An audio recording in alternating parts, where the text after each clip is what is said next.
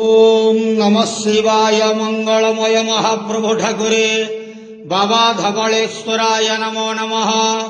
दीपं ज्योति परम ब्रह्म दीपं ज्योति जनार्दन दीपहरतु मे पापो पूजा दीप नमस्तुते। धवलेश्वर महाप्रभु संसार सुखी रखंतु।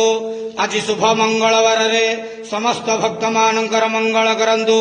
समस्त श्रद्धालु भक्त मान को आशीर्वाद करंतु।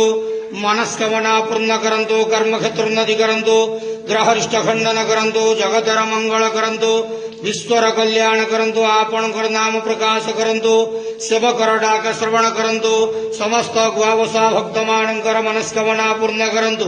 बाबा धवलेश्वराय नमो नमः। संसार सुखी रखंतु आनंद जवार हरि बोलो। आज शुभ मंगलवार रे समस्त श्रद्धालु भक्त मानकर मंगल करंतु आनंद जवार हरि बोलो।